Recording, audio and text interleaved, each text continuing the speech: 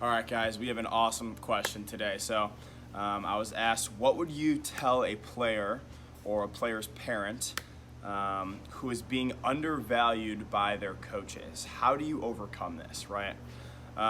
This is a great question. This definitely pertains to me in my high school career. Little backstory: I made my varsity team as a junior, but didn't play. Might have had 12 to 15 at bats the entire season. That year, I had a college Division I college coach come and watch me play. I had given him my schedule, and he came to see me play in one of my high school games. And I told my coach that I was going to be that he was going to be there, and basically just asked him if I could play, get a start, or even just an at bat.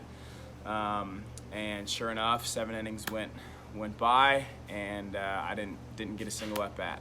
I think I pinch ran in the top of the 7th inning or something like that when a guy was on second base. It happens to a lot of people, and it happens to people who it probably shouldn't happen to, right?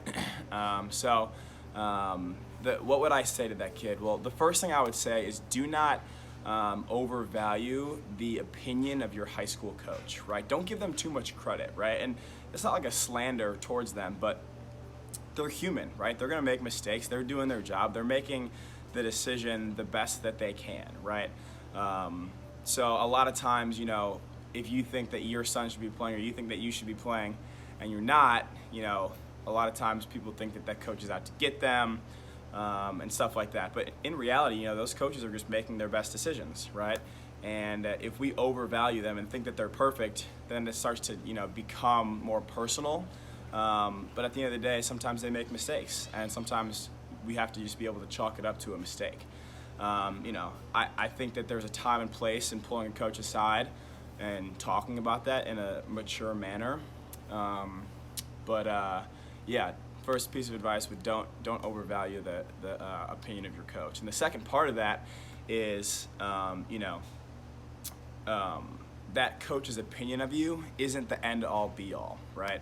So for me, I was able to find a Division I scholarship, and as a junior, like I said, 12, 15 at-bats. Even as a senior, I struggle for playing time sometimes. So, that's part of the game of baseball, right? In basketball, you could be the 7th best player on the team, and, you're still going to get a lot of playing time.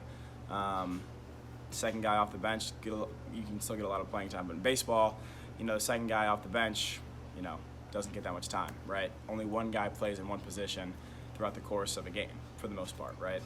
Or in other sports, there's subs, free subs, stuff like that. So it's a little bit different. Let's see what else. And like I was saying, in the grand scheme of things, your coach's opinion of you isn't the end-all be-all. So, there's other ways to be seen by, high school or by college recruiters, by college coaches. For me, that was showcases. I did a lot of that on my own. My travel ball organization was awesome. I had that dream of playing in college, and, high school didn't help me one bit to get there. So, that's part of the game. There's a lot of things that you can be doing as someone who doesn't play every single day, right? You show up to practice, and you take that practice as time to get better. You show up to game day, and if you get to take BP, or if you're an outfielder, get to shag balls, you're working on getting your best reads. Or if you're an infielder, getting live ground balls off the bat. Using that time as practice and seriously trying to get better, right? Using that time intentfully, I don't know if that's a word, but using that time with intent, right? You're really focusing on getting better during those times. And then even watching the game of baseball. My freshman year in college, I redshirted, I got hurt and redshirted, and I learned more about the game of baseball than I ever did before, because I'd show up on game days and I'd be sitting in the bench or even sometimes in the stands or in the press box or something. And, I was using that time to just learn something new. I wanted to learn one new thing about the game of baseball, every single game. And that's what I did as someone who wasn't playing. I was trying to find value in every second that I was out there, even if I wasn't playing.